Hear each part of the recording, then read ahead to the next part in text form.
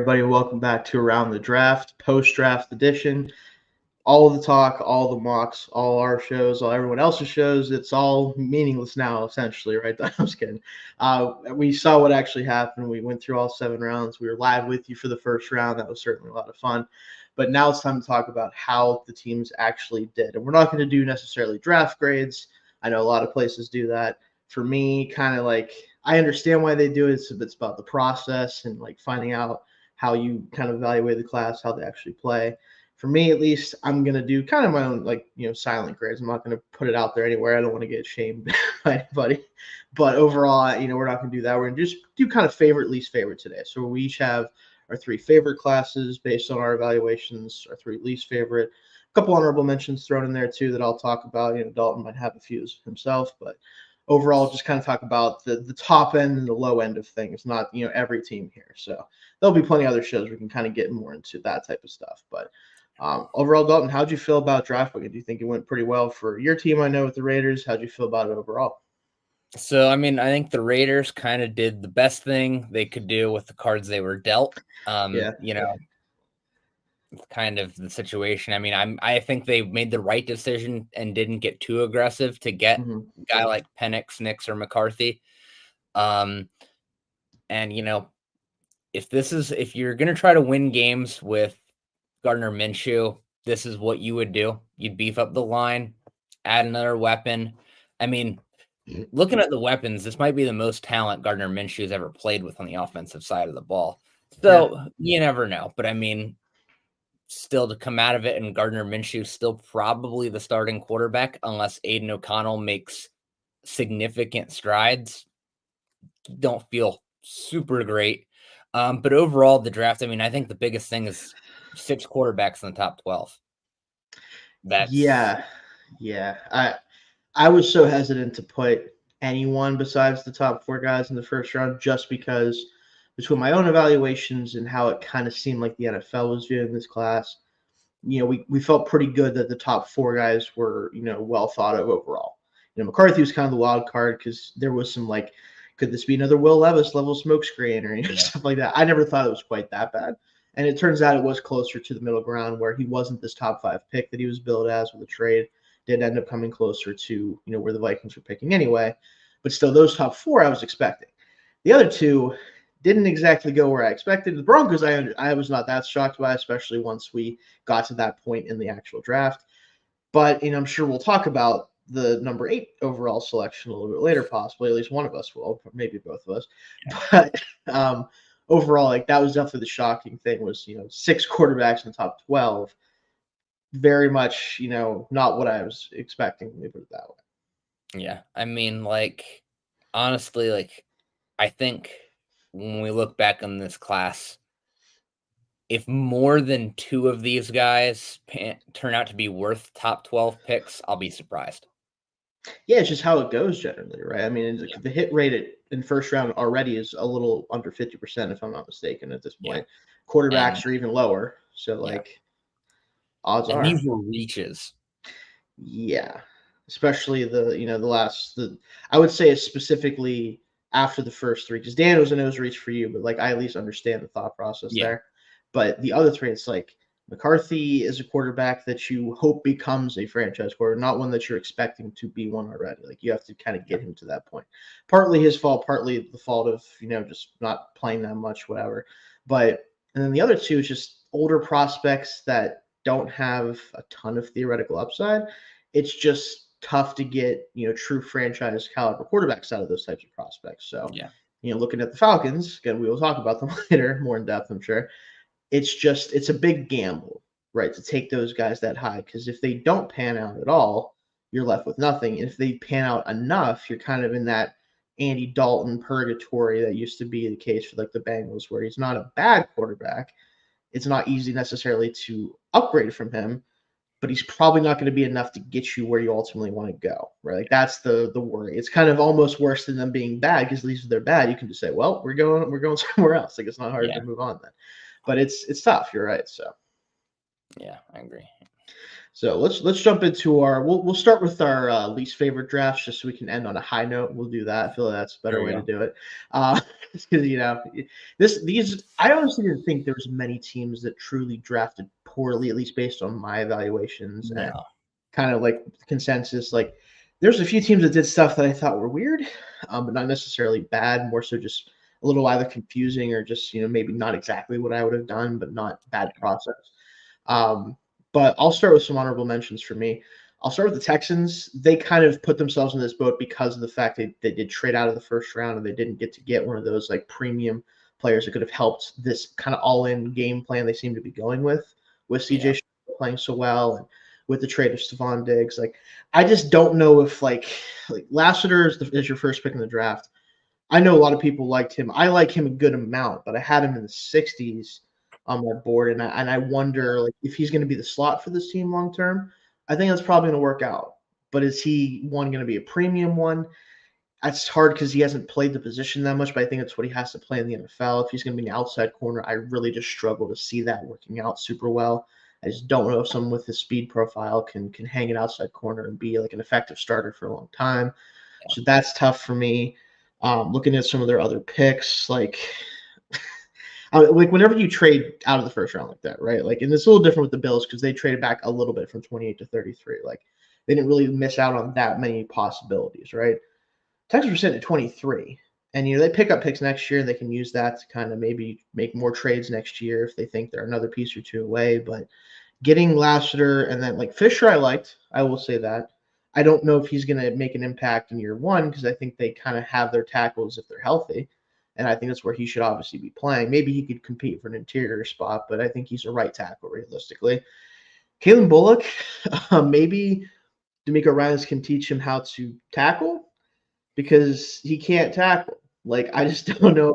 I don't know if I could draft a safety in the third round who I'm not confident could tackle almost anybody at the NFL level. Like I mean, I don't know how you can watch USC's defense last year and see anybody on that team and say, "Hey, I want that guy." it's just again like I understand the range, the free safety ability, the ball skill. I understand all that, but you have to be able to tackle a little bit. It doesn't have to. You don't have to be an enforcer.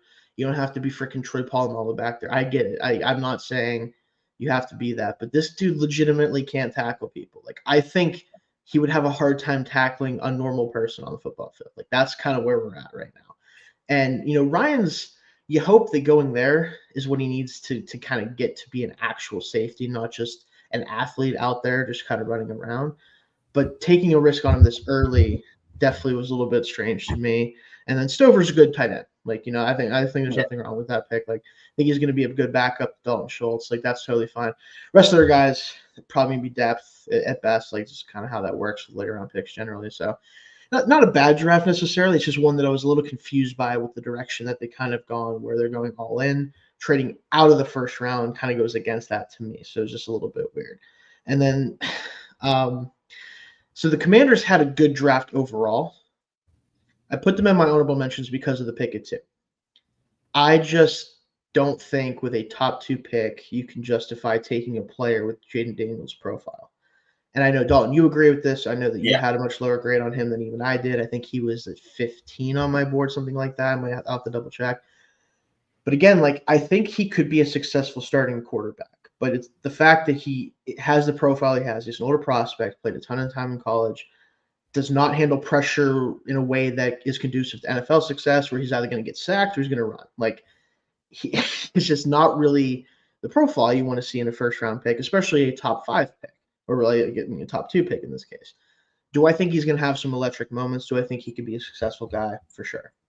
But if you're picking top 2 in the draft and a quarterback that has the profile that Drake May has, I just don't think you can justify passing on him. Because, yes, there's a chance that he doesn't work out at all. I get that.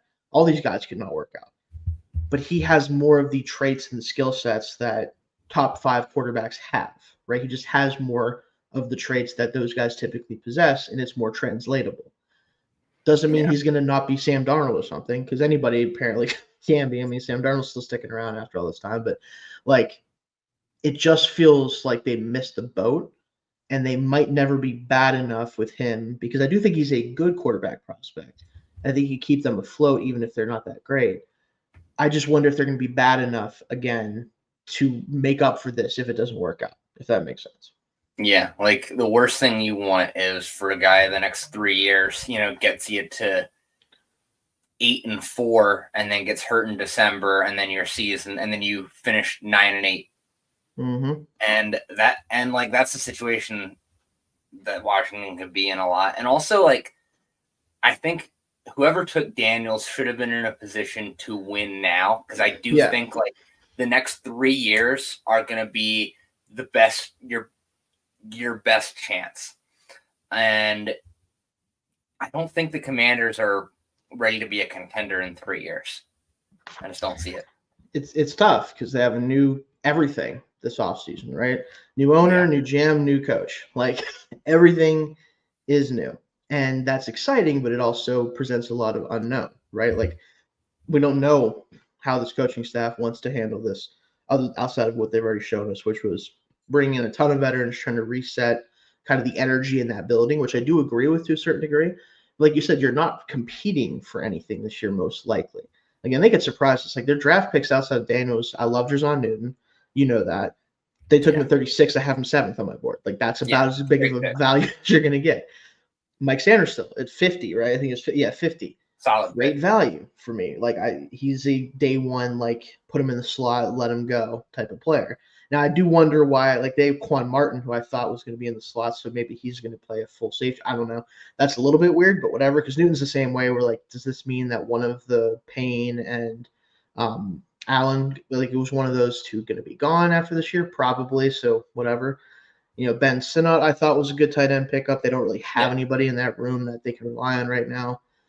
Again, like the rest of the draft, I thought was pretty good. It's just that decision at 2 might come back to haunt them, or it might not. We don't know. So it's tough. So those were my 2 honorable mentions for my ones that I just wasn't a fan of. How about? Do you have any honorable mentions? I have one honorable mention. It's very similar vibe to like what you were saying. I don't necessarily hate this draft. There were some questionable decisions that I really I just don't get. And for me, it's the Rams. So the Rams, I like their draft. Like I really do. Like I like Jared Verse a lot. He was my top edge. I think Braden Fisk is going to be pretty good. But they gave up an extra pick to move up to get him, and giving up a second to get Braden Fisk is pretty wild to me. And yeah, I think that the trade up is pretty crazy. Like that's the part that I just don't understand. Like unless he becomes like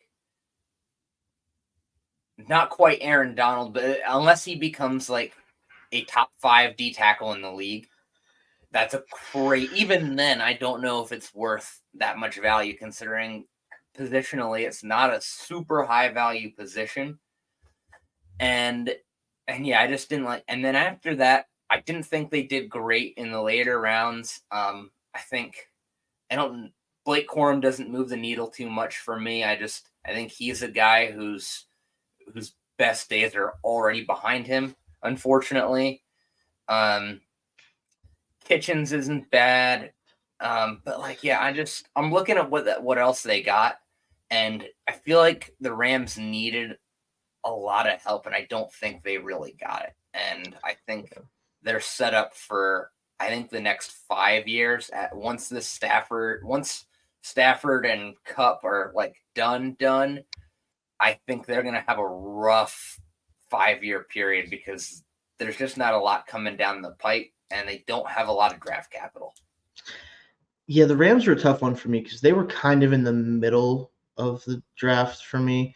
Where like I love the Verse pick. He was my second edge, so yeah, getting him at 19, I think that's great.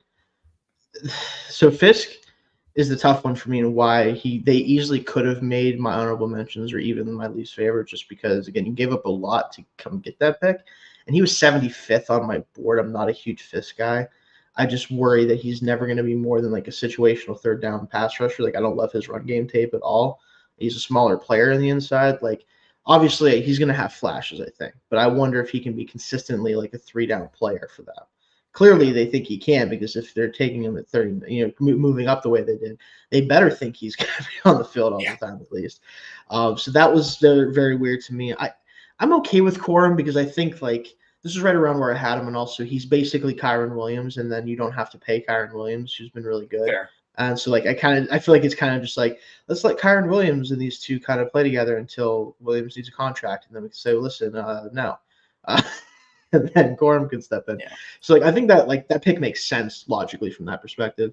Kinchins is weird because like I love his tape, but like the athletic testing was weird, and like I don't know what to do with that. It's kind of the same thing with Tyler Newton, where I'm like I really like the player, but like where do you put him in the draft because of the athletic limitations he seems to have? And it shows up sometimes on tape, I will say that, but I think he has the instincts to kind of make it work.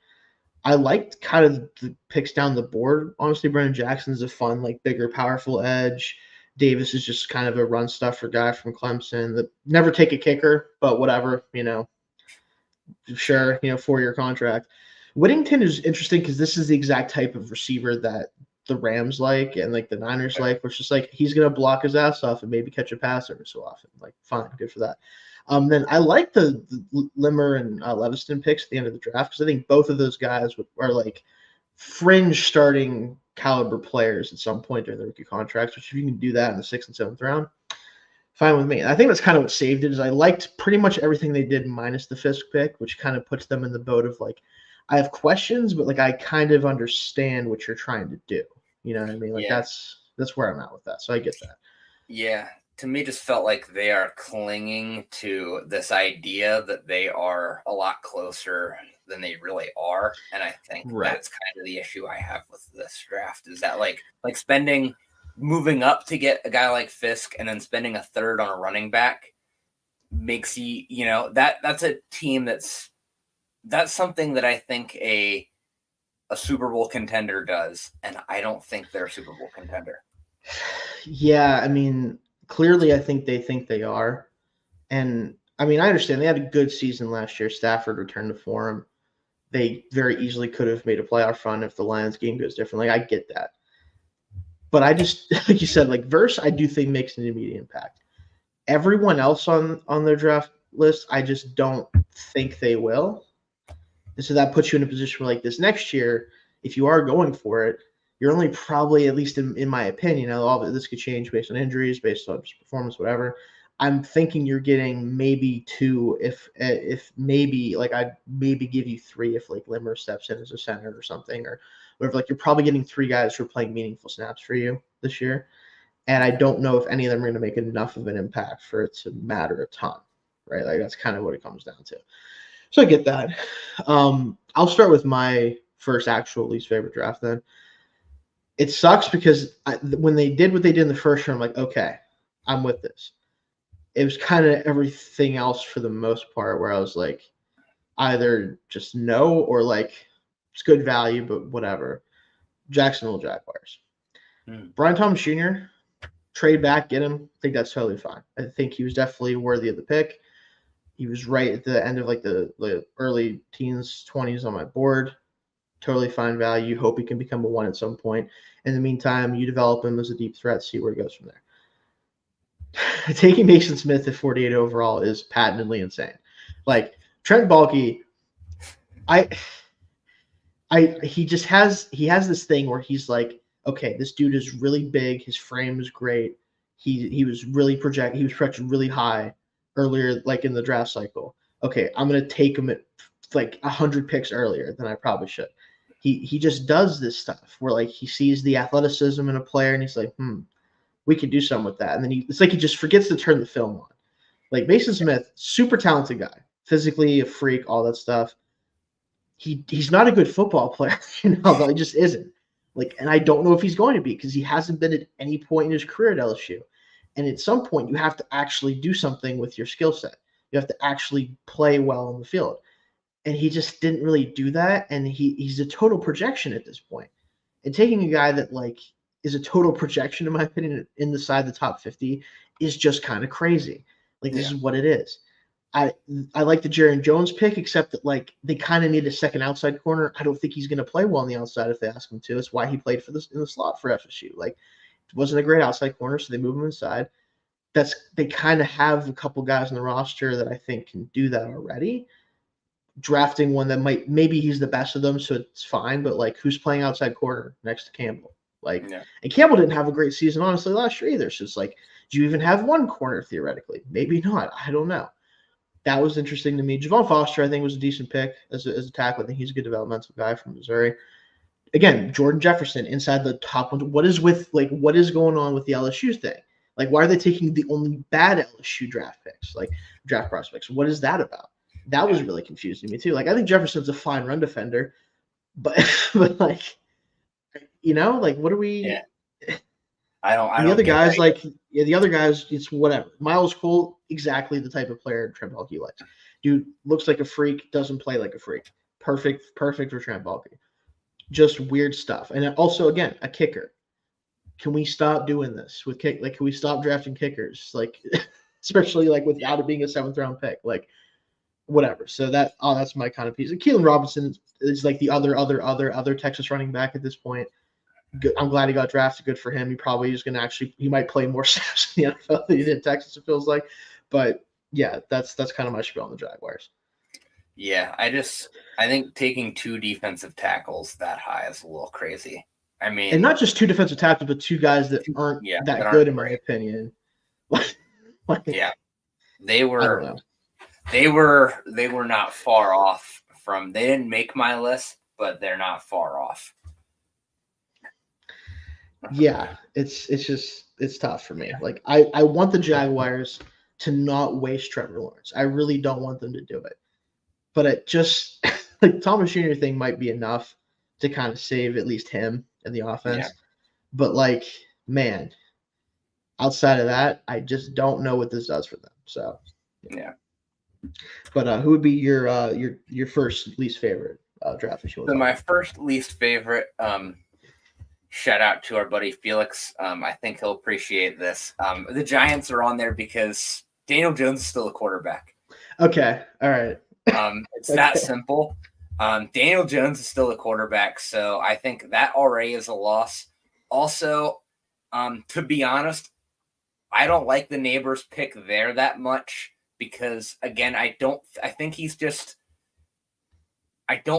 is that true outside threat that they need. I think a lot of things that Neighbors is going to do, especially early on, we'll see how he develops, but early on, I think they have other guys that, like, the guys that they do have already do a lot of the things that, like, Neighbors does not. Neighbors going to do them a lot better, but, like, I think it would have made a lot more sense to take Odunze than Neighbors there. I think Odunze is better, and 2, I just think it's a better fit for the Giants. I just don't really get, that situation. And again, it also doesn't really matter as long as Daniel Jones is the one throwing the ball.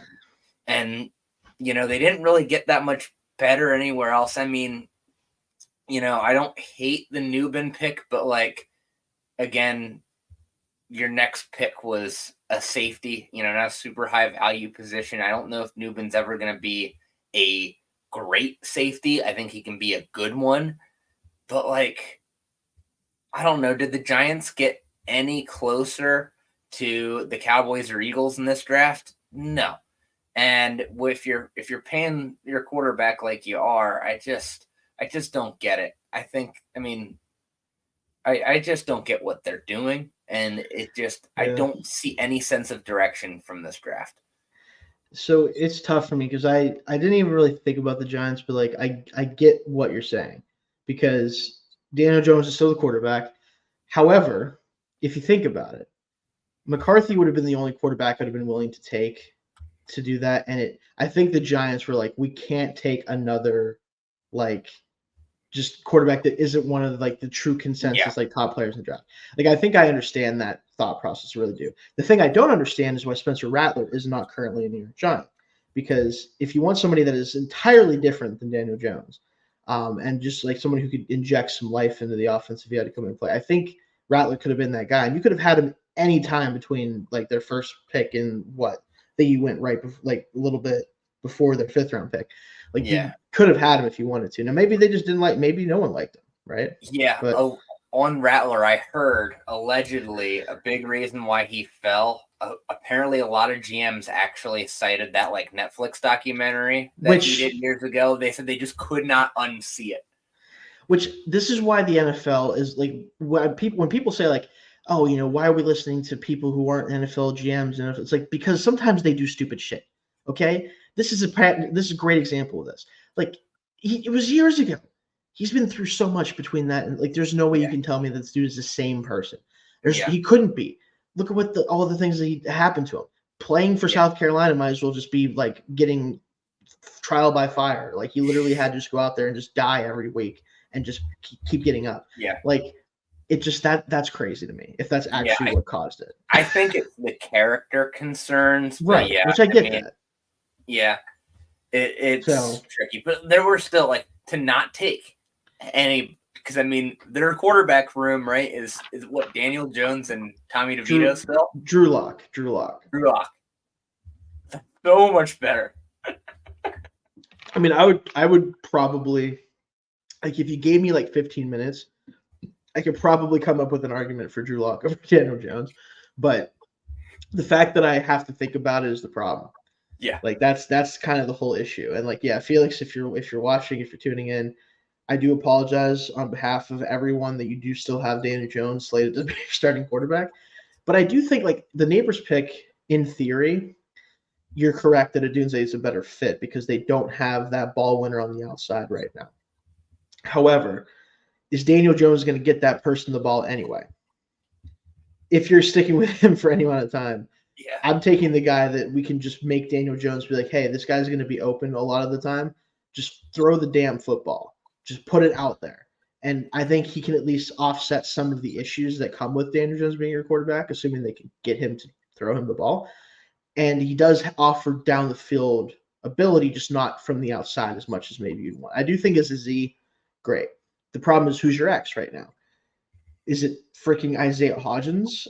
Like, is that who your X is? Like, nothing against Hodgins, but like he's not a guy that I really get scared of.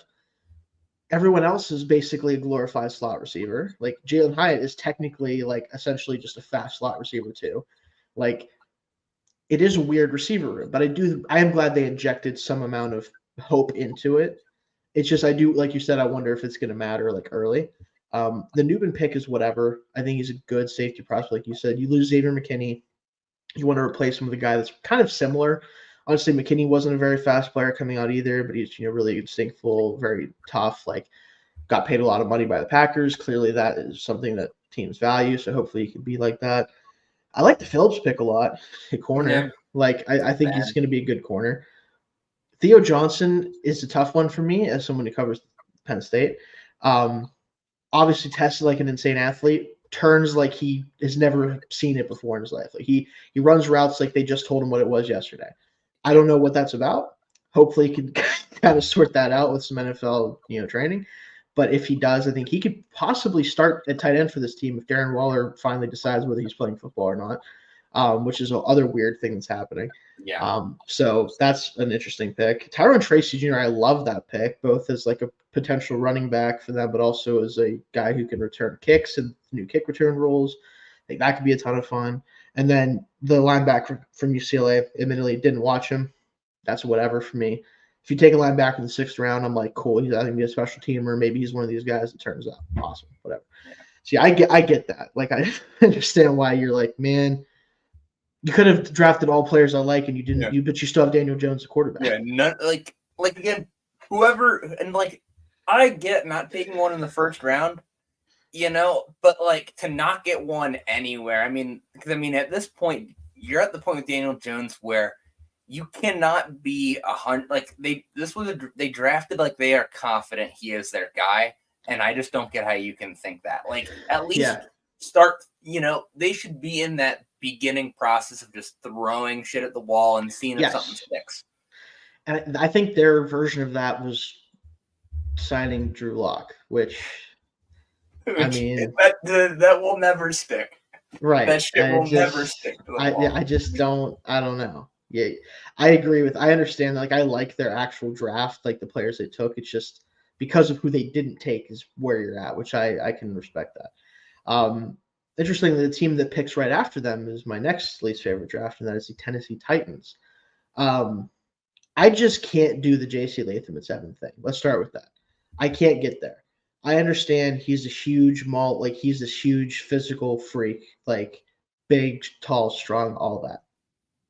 And he went to the Titans, who currently employ Callahan, both Callahans, one of which the father is maybe the best developer of offensive line in the league outside of, I can't remember his name right now, but the guy for the Eagles. So I understand he's probably going to be better than I think he is. Like, that's just probably what's going to happen. It's just, if you're going to take a tackle at 7, that isn't Joe Alt. Obviously, Alt goes at 5, messes up their plans, I'm sure. I'm hoping at least that they would have been taking Alt had he been in their 7. But let's assume Latham is their second tackle, obviously, since they were where they took him. He was like my 6th tackle. Yeah. So I can't jive with that. I can't.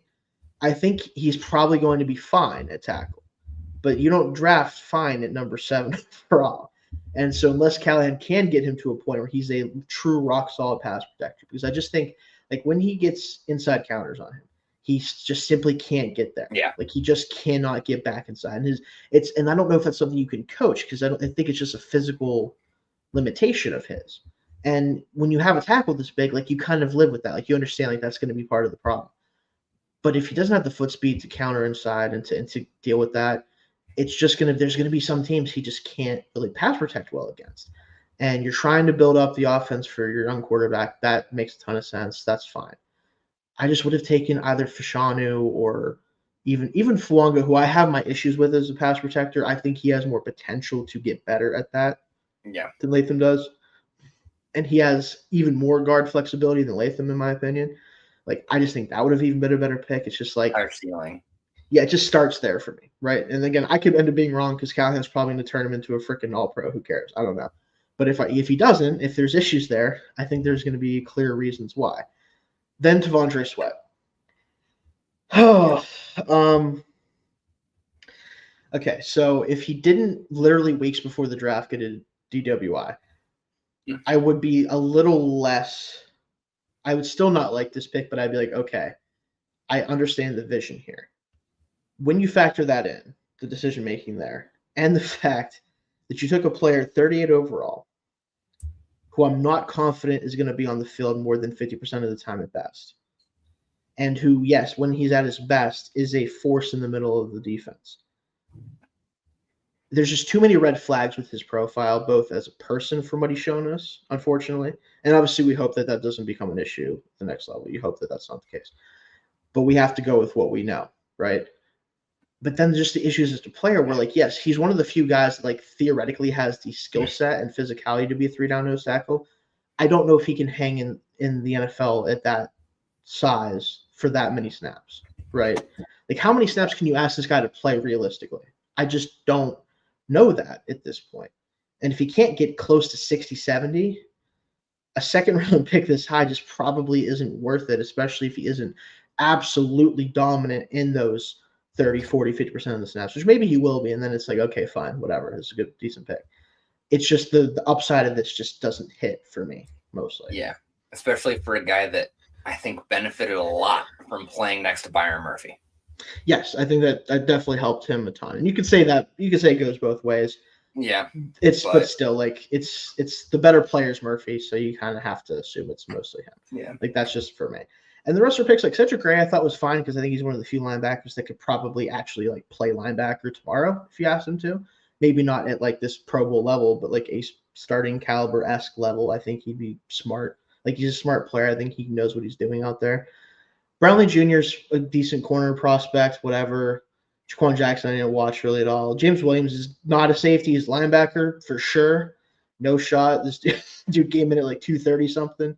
The comment, like, he's definitely planning to go to linebacker from what I remember hearing. So, like, that one could end up going any number of directions. Like, I have no idea what to do with that. Like, I think the reason you take him this late is because you're intrigued by the thought process of him being a linebacker, but will that translate? I don't know. And then Jalen Harrell's an edge, Michigan. Didn't really watch a ton of him, but what I did see of him, I think he's fine. Like, 7th round pick, whatever. Just nothing moved me in this draft. That's what it ultimately hurts for them. Yeah, they were my They were going to be my number 2. Okay. Worst as well. I mean, the Latham, the thing about their top 2 picks that I think really is the issue is that there were just several better guys at each position that they could have gone with. And it just doesn't make any sense. Like, there were so many tackles they could have gone with there. I mean, even though Fashanu wouldn't have been a good fit, but at least he's worth a top 10 pick. But like, you could have gone Fuaga, Mims. I mean, there are so many guys. If you wanted to really go, you could have gone Fatanu. I mean, there were just so many options, and what they did seemed so silly. And then same with Sweat. Like, look at the guys that come off the board after him. Fisk, Chris Jenkins, Michael Hall Jr. There were some quality defensive tackles that came off the board that I think bring more to the table as far as, from pass rush standpoint and also from being able to just play 3 downs. And I just don't get what they're doing. Yeah, it's tough because, like you said, like there's technically, if you're looking for the skill set that Sweat has, yes, that he's the only one that can do what he does technically, just from like a size, power, everything standpoint. You don't draft a player that has red flags on a personal level that we've heard of and red flags on the field that we've seen that high. Like, and if other teams are going to pick him that high and you wanted him that bad, maybe that just is something you should have reconsidered at the end of the day. Yeah. Like, that's for me, at least. Again, they clearly liked him a lot. Maybe they just desperately wanted his particular skill set. And I get it. Like, if he hits, it's going to be awesome for their defensive line because he can do so much of just like the 2-gapping and just being able to handle 2 guys at the point of attack, like take guys out of the play essentially in the run. Like, so much of that is true with him. But how often is it going to work? And if it doesn't work a lot in the limited snaps he plays, what are you getting from him then, realistically? Like, just probably not that much. And both guys, I think they could have easily had sliding back 3 to 5 spots. You assume so, right? Like, maybe if you couldn't, then I would just let them have him then in that case. Like, that's kind of the but again, they're not thinking of it that way because those are their guys. And we have to remember, like with teams, like even if we would want to move back, maybe they either don't think they can or they're just not willing to. And at the end of the day, like, go get your guys. But if these are your guys, you and I just aren't on the same wavelength, and that's fine. We'll see how that plays out over time. But just didn't love the use of resources there for such a high pick in the first round, second round. So you said that was your number 2 team as well. So I'm curious, do we have the same number 1 team? We probably have the same number 1. Let me guess. Is it a team in the state of Georgia? It is. It's a team in the state of Georgia, yeah. Unfortunately for the state of Georgia. Let's just do this pick by pick, Dalton. Let's start with this. The Atlanta Falcons. I mean, anyone that watched the live show, like when that pick came off the board, I thought I was having a stroke and not reading the screen correctly. Like, it just it blew my mind. It didn't compute. It didn't compute for a while for me. I've had time to think about it, right? That hasn't helped much. No. However, we do need to talk about it. So I think the Falcons, so their just decision-making throughout the offseason, right, made it very clear to me, at least, that what I thought is that this is all about the next 2 to 3 years. They brought in a defensive head coach that they're hoping can help bring the defense along. With defensive head coaches, it's very hit or miss whether you can keep them successful very long because typically the offense, if it's great, you're losing that coordinator. You have to keep shuffling coordinators on offense. And it's easier to do that with defense in general, especially if you have really good personnel, than it is to create a great offensive environment for a quarterback especially. So that's already something that could end up being a short-term move, possibly. Nothing against Reed Morris, just kind of how it typically goes in the NFL now. You have an older owner. You go and give Kirk Cousins the bag. Granted, everyone in the world seems to always be willing to give Kirk Cousins the bag, but you were the team who did it this time, coming off an Achilles injury at 36 years old. But a player who, when he's on, he's great. So you go out and get him. You don't want to have bad quarterback play anymore. You don't want to have Desmond Ridder being the quarterback of the team. Totally fine. And then with the 8th pick in the draft, which you have held, I think it's 4 straight years now, which Something is like weird. that. It's very Yeah. weird that they keep being this level of mid and not like just a slightly different level of mid. Yeah, be exactly 8. Yeah, that many it's times. That's like some weird devil magic going on. yeah. Like let's hope that they're not 8th next year because then that shit really hit the fan. But that's beside the point. But you do all this. You give the impression, hey, we're all in for these next couple of years. We're going to try to build up this defense. We're going to add talent to it in the draft. We're going to do this, this, and that. And then the whole time, seemingly, you've been zeroing in on a quarterback that's going to be 24 years old during his rookie year, who's battled multiple injuries throughout his career, who, yes, does have a lot of talent as a thrower of the football, but isn't exactly, this guy's going to make a ton of plays, which granted, Cousins isn't either. So if you like that type of quarterback, maybe it doesn't matter. And then you take him at 8th overall with a defense that still needs pass rush help, with a defense that still needs help in the secondary, and a team that is clearly trying to win as much as they can right now. At least we thought so. And you're planning, and this is a direct quote from the general manager of the football team, that in 4 or 5, if he sits for 4 or 5 years, it means we're doing great at the position. What are you talking about? 30. He'd be 30. Pushing 30 if that time frame he mentioned lines up. Now, obviously, I don't think that's going to happen. No. Between Cousins' contract probably being something to get out of after 2 or 3 years if you have to, between the fact that it just doesn't make logical sense to never play the quarterback you drafted 8th overall during his rookie contract. Like, I don't think that's going to happen, obviously. But just the fact he said it tells me that their thought process is in a different headspace than, like, pretty much everyone. Like, and then they used the Green Bay thing and the Patrick Mahomes thing is like, we're going to sit this guy. And it's like, the problem is, okay, the Mahomes thing, yeah, they traded up to get him at 10. He is like so talented, unbelievably physically gifted. It was just questions about whether it was going to work in the NFL. The only reason he was available at 10. Straight up. We all, even at the time, people were like, yeah, like the talent, not questioned. The ability to play in the NFL is what everybody was curious about. Clearly worked out, obviously. And they had Andy Reid. Yes, exactly. That's a whole other thing that people kind of discredit with that, but whatever. The Green Bay thing, yeah, Rodgers sat for like 3 years. Sure. Brett Favre was there. And you never knew with him whether he was quitting or not because he always was like, I don't know, man. Like, there was a reason for that pick because there was uncertainty about whether he was going to be the quarterback for much longer.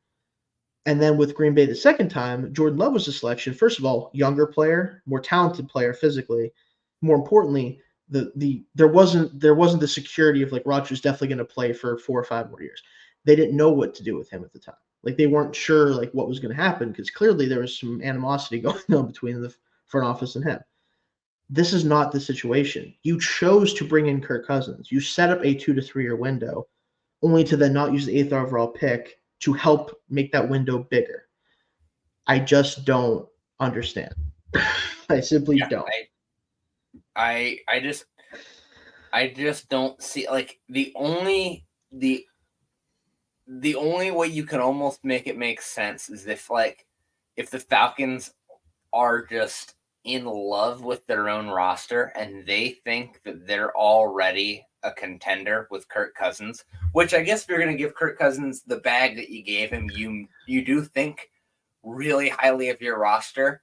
But and even if that's the case, you would still want to leave no doubt unless you really think or you are concerned about Cousins getting hurt again, which in that case, why did you give him all that money? None of it. Like, I can't get myself to a line of thinking that makes sense because every different way you try to look at it, it just doesn't work. And at the end of the day, unless the rest of that roster plays out of their mind and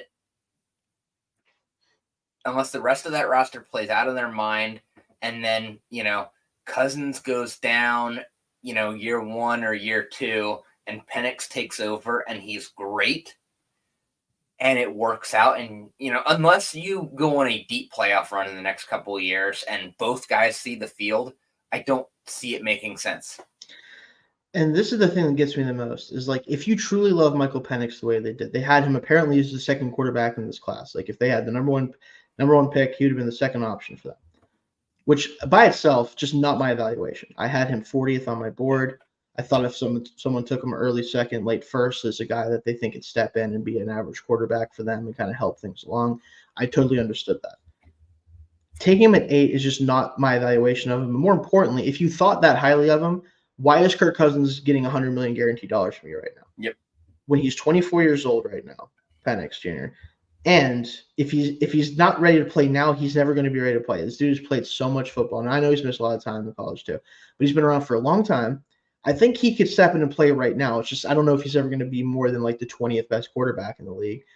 But again, like if your evaluation of him is that high, is that you were that high on him, Kirk Cousins shouldn't be on your football team right now. No. Not And for 4 years, $100 million guaranteed. Yeah, and if you were going to go with Penix, like there were several other guys you could have given that money to and made your team a lot better. I mean, for example, we thought they might go Byron Murphy here. If they loved Penix that much, they could have given that money and gotten Christian Wilkins. Yeah, for probably less than what they paid Kirk Cousins. Yeah, at least on a yearly basis. Yeah, it's just again like it's the combination. They're doing these two fighting philosophies of like let's be prepared for the era after this one when the era that we're starting hasn't even actually happened yet. They don't have enough information on what this team is going to be with Kirk Cousins to make that decision. Now, if next year they had a relatively high pick because things didn't turn out that well, and there's a quarterback they really liked, sure, because now you kind of know the direction of where you're going. Maybe Cousins wasn't the answer, and now you're trying to get out of that deal as soon as you can, money-wise. Yeah. Maybe other things happen that lead to – it's the fact that you didn't even get to see what this team looks like with Kirk and a fully loaded roster before making this decision that makes it absolutely batshit crazy to me. I just can't do it. It just seems so half-baked, too, and now they've pissed off two guys. Because, one, they didn't really do that much homework. Like, they didn't do a visit with Penix and stuff like that. Is it? And again, like, what? He's probably shocked. Penix is probably. I don't know what he thinks right now. What am I going to do? I was thinking I was going to go somewhere and have a chance to compete right away, and now all of a sudden, this team that I'm not really that familiar with has my rights, and they're going to stick me behind Kirk Cousins for 4 years. At least 2, if not 3 or 4.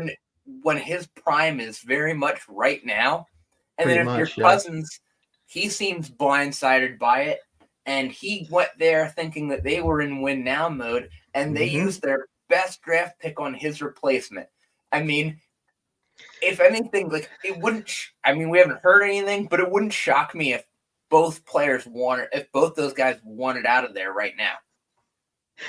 It's just. If I were both of them, I would be demanding a trade. Yeah, here's the last thing we'll say about this pick, and then we'll talk about the other picks they made for a little bit, and then we'll move on to our favorite ones. At the end of the day, like when I'm looking at a draft, right, one of the things I weigh when I'm determining my thoughts on it is what are the amount of positive outcomes that I can see and negative outcomes I can see. There's just so few positive outcomes for this move that I cannot justify it because the best case scenario theoretically is, and I'm going to try to set this up as best I can quickly, is Kirk Cousins starts for 2 years. The third year is when you can get out of the contract without taking a ton of dead cap on it. He starts for 2 years. You're super successful those 2 years. Penix gets time to learn the offense. Everything's going great. The weapons are great. The offensive line, if it's still together, is playing well. The defense is solidified with Raheem Morris as the defensive coordinator and the defensive head coach. You've won 10, 11 games the last 2 years. Kirk is just not, he's slowing down. Maybe he didn't have as great of a second year or whatever.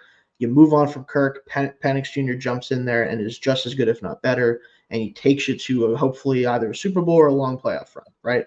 That's the best case scenario. The worst case scenario is that Kirk Cousins is awful. Penix Jr. replaces him. He's also awful. So now you've burned $100 million. You've burned the 8th overall pick. And now you're going into probably like 2025, 2026 with absolutely no idea what you're going to do as a franchise. That is a real possibility. That is not something that could not happen. And the fact that the worst outcome is so significantly more damaging than the best possible outcome, and also like the 10 most possible, like most likely outcomes are like 8 of them are negative. Yeah. It's just really hard to do with that. And then the Rukaroro pick, So man. I didn't evaluate him this highly. That's the first thing. So this would be a reach just in general. Yeah. Jerzon Newton was sitting on the board and you took Rukaroro instead of him. I don't care if Johnny Newton didn't have a foot. If the foot injury thing is a problem, I don't care if he didn't have one of his feet. You cannot tell me that you were going to take Rukaroro over Johnny Newton in the draft, in the second round especially. Are you serious with me? Like, I understand I have a monster grade on Newton. Maybe the NFL obviously didn't feel that way, or it is an injury thing, whatever. You cannot trade up and grab him over all the defensive tackles on the board. No. You can't do it. He is a good run defender who maybe has juice as a pass rusher that didn't get unlocked as much at Clemson. That's his profile. You cannot take that early second round when there's a guy who might legitimately be the most polished pass rusher, maybe Law too, but it's him or Newton as the most polished, ready to go out the box pass rushers in the draft. You cannot do that with the pass rush you've had the past 3 or 4 years. You cannot do that. Yeah, he was my DT7, so like it's insane. I mean, we just spent like several minutes talking about Devondre Sweat, and I had him ahead of Aurora. Like it's legitimately, it's so bad. Braylon Trice, I thought was fine value at the third round. Yeah, I think he could be a fringe starting edge rusher with some power profile. Like I get that, that's fine. Brandon Dorlus, I liked a good bit. I will say too. We go ahead, Dalton. Sorry. The only thing I don't like about the Trice pick is I think he could have taken Jonah Ellis instead. Well, I agree with that. I will agree with that because Ellis had like a fringe first round grade for me, so I will give you that. I would have taken Ellis, but like I don't have a problem with Trice, so I'm trying not to like kill them more than I already have with that pick. Like I get the thought process. Dorlus, I had ranked a little bit higher than a lot of people. It felt like I think that he is a tweener profile, but like I like his game, so I think it can be good. Getting him in the fourth round is fine.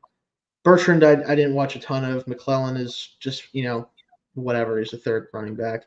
Case Washington couldn't tell you anything. And then Zion Lowe, Georgia defensive tackle. He's probably well coached. That's all you got. Like, I don't know. The best chance for a player, in my opinion, to make an impact from this class in year one is probably Trice because their edge rotation is so just kind of not like anything.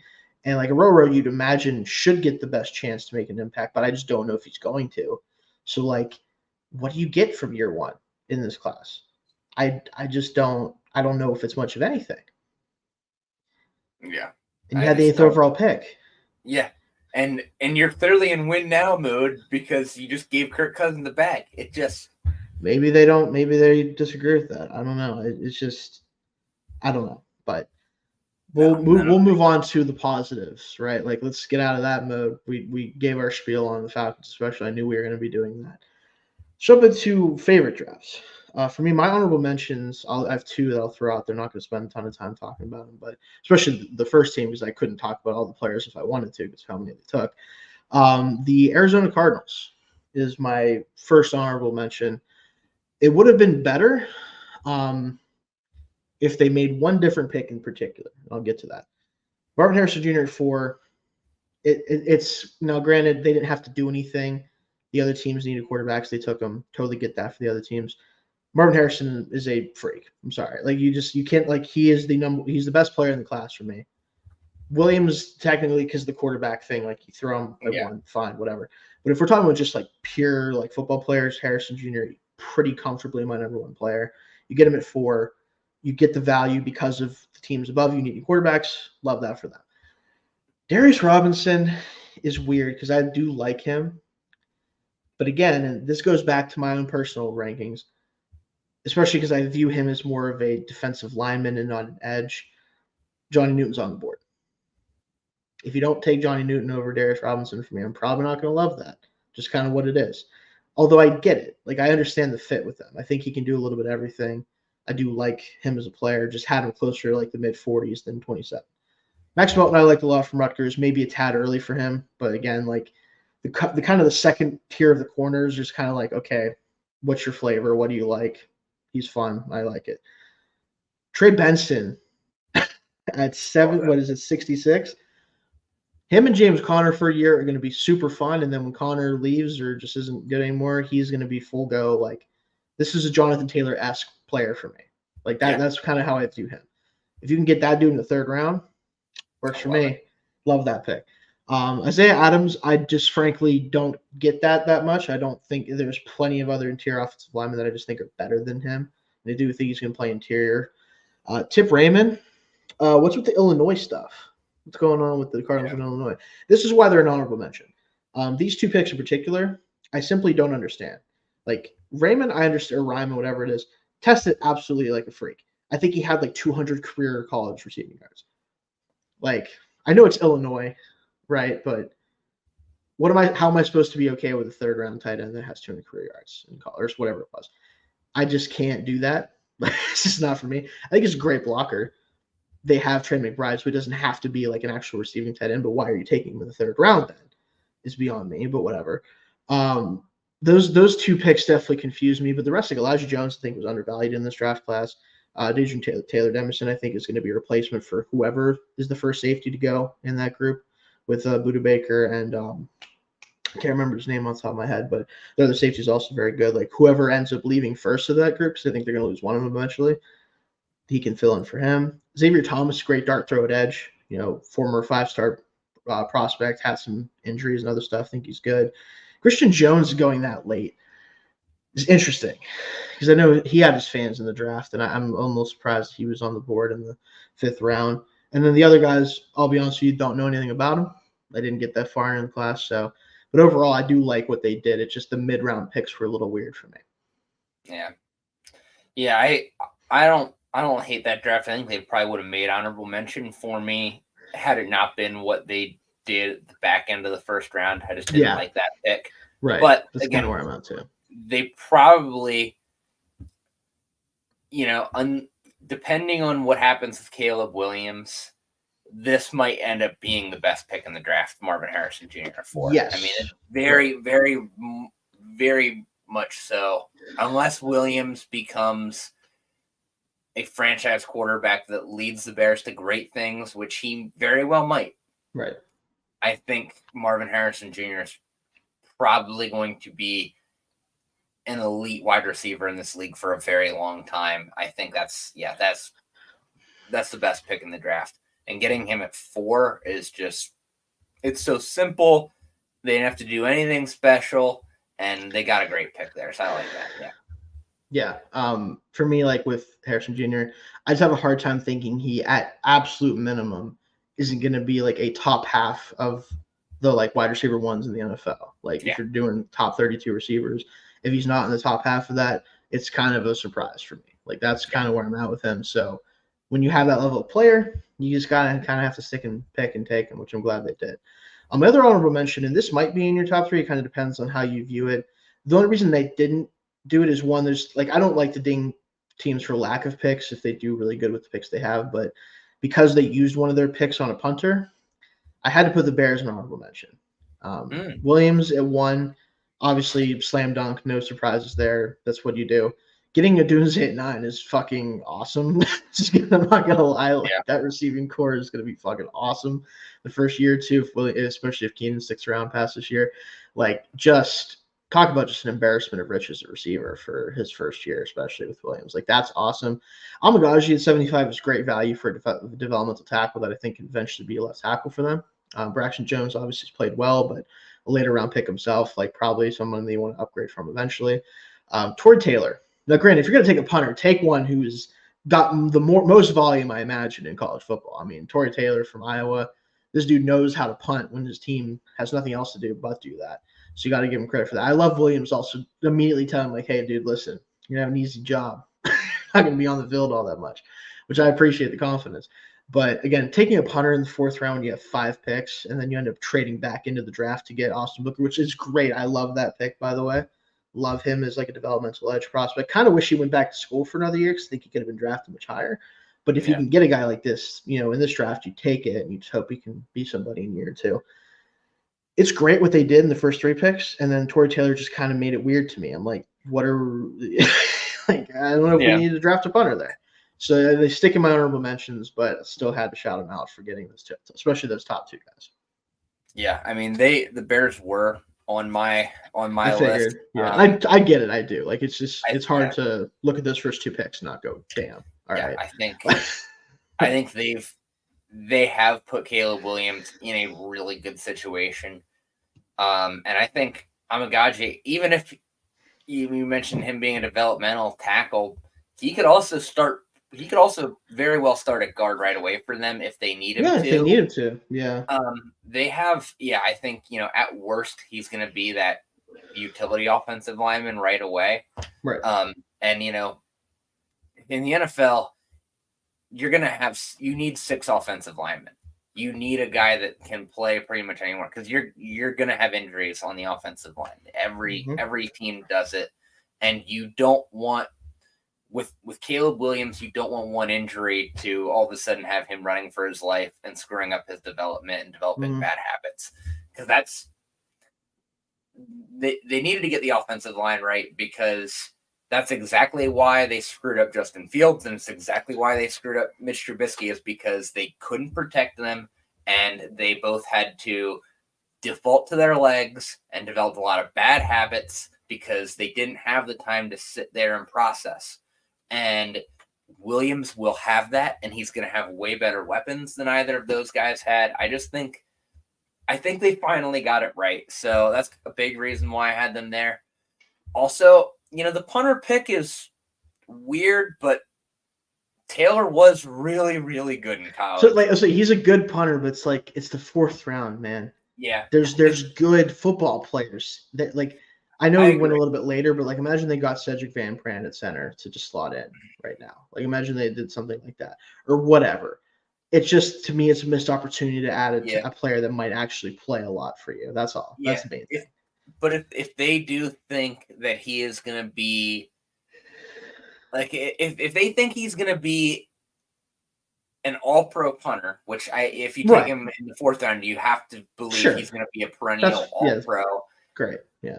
Sticking him on it, I get caring about that position a little bit, because you do have a rookie quarterback. Playing the field position game is only going to help his development. So I don't hate it that much. Also, they kind of have the luxury of doing that because they're not looking to win in year 1 anyways. Yeah. It's just, how it's just tough when you And if you see stuff that guy's if he's there for 15 years and has 7 or 8 all-pros, it's not a bad pick. We'll forget, but if he's a great rookie punter and he punts for them for 10 years, we'll forget about it. Yeah. You know what I mean? It'll be fine, but it's just one of those ones where man, I would have probably had no choice but to put you in my top 3 if you took a player that I think could help you immediately. That's all. But as a Raiders fan, I'm a little biased on drafting punters because Raiders spent a high pick on Shane Leckler and it worked out all right. They love taking. Well, they did love taking special teamers early. Let me put it that way. So I have a little bit more bias there, but I like their draft a lot. That's fair. Yeah, so that was your first one you were going to mention. My first that was my top draft. That was going to be the last. Oh wow! Gotcha. Yeah, okay, cool. I really like their draft just because they got the best player. I should have taken Jake Mobina there. Couldn't be mine. The Niners like to just set picks on fire every so often just for fun. It feels like they're we have too many good players. Let's just help the league out and just take this running back in the 3rd. Hey, they waited until the 4th round to take, and I love Garendo a lot. So I'm actually totally fine with that pick anyway. But at least they waited an extra round to take a random running back. So good for them. But no, my first team I want to talk about will be the Eagles. And the Eagles they keep getting away with this shit, dude. They sit at 22 and get Quinyon Mitchell, which for him he was my second corner. So technically, Arnold was my number 1 corner, Mitchell was my second corner. But for them, I get Mitchell being the pick there. And then they just sit, and then they end up coming up at 40, and they get Cooper DeJean too. Yep. Who thought that was a good idea? Let them do that. I know. What are we doing here, guys? You're going to give them 2. You're going to give them 2 new defensive backs when their biggest need on the roster in terms of future, especially, is defensive back. And now it's okay, do you think Cooper DeJean's a corner safety? Who gives a shit what position he plays? They have Quinyon Mitchell too, so it doesn't matter. They literally just play a different position every week. Who gives a shit? This is why the Eagles are consistently one of the teams that are so difficult to deal with, because they do shit like this. Like, obviously, like, yeah, in 2 years, maybe both these guys suck. I don't personally think so. So I have to give the grade based on what I think it is. Them getting 2 of my 3 best defensive backs in this class on my board is just hilarious to me. With knowing what their needs were coming in, right? Yeah. So Howie doesn't draft corners in the first round.